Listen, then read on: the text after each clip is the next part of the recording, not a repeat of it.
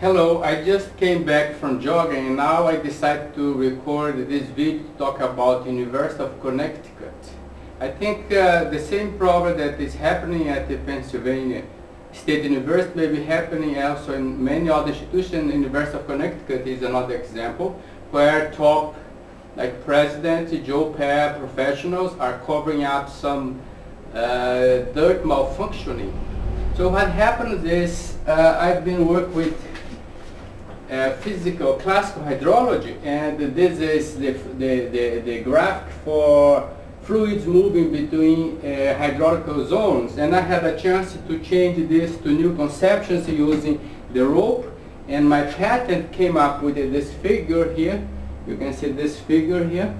So what happens is a scientist that was working in Florida, Dr. Gould, he was working with fuel cells, and he was trying to develop a system to provide fuel cells to alcohol to fuel cells. You see, he had no idea how to handle the hydraulic zones. And this guy, he moved to University of Connecticut. He was working at the fuel cells center there, that changed their name later.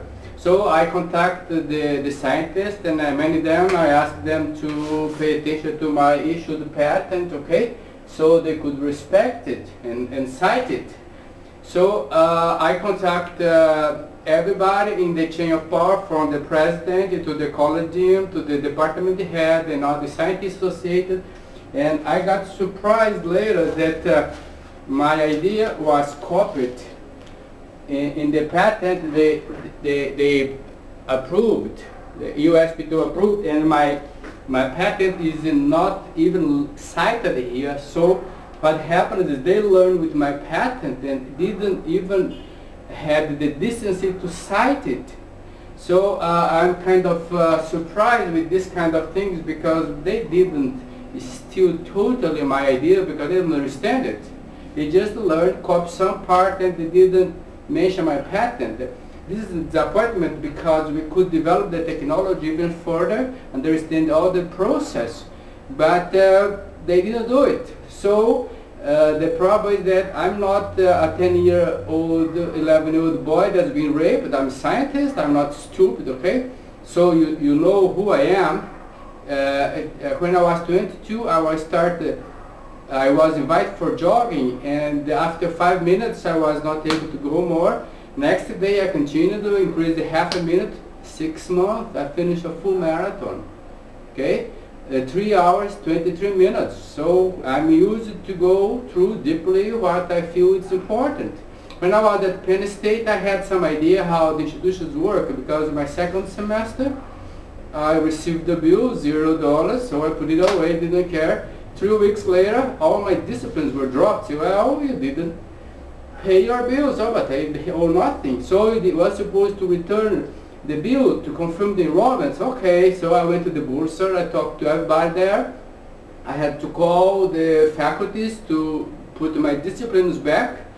And then 3 weeks later, I got a penalty, a fine. I was fined $50 for late payment of $0 debt and late enrollment. So I went to the international affairs and I talked to international advisor, told her, hey, I'm not going to pay this fine. I mean, I owe you nothing to the university. Why are you going to fine me? I said, oh, I don't care, I have to pay this. So it took me 2 hours to convince the advisor that I will never pay a fine of late payment of the $0.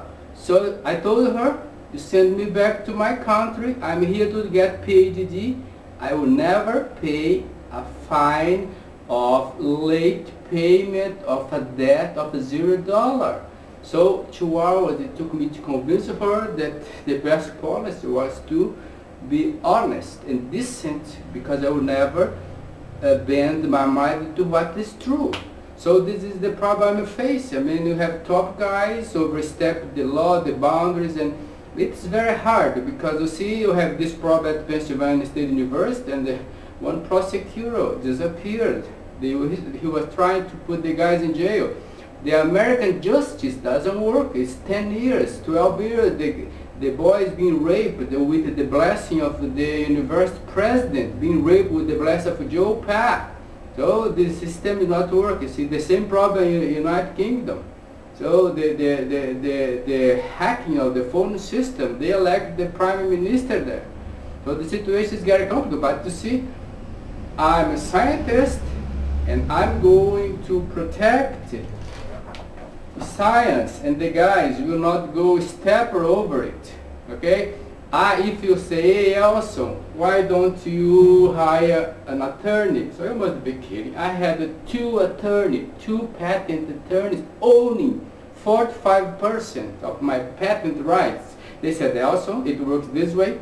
The big guys here, they eat and fuck the little ones. So we out of this project, okay? So they quit the project, because in the United States it works this way. The big guys fuck the small ones, even children, even scientists. And I already cursed the president. I told him, you are son of a bitch, you are fucking your country and you are fucking the patent system. You're not supposed to do this way. Science is something very serious.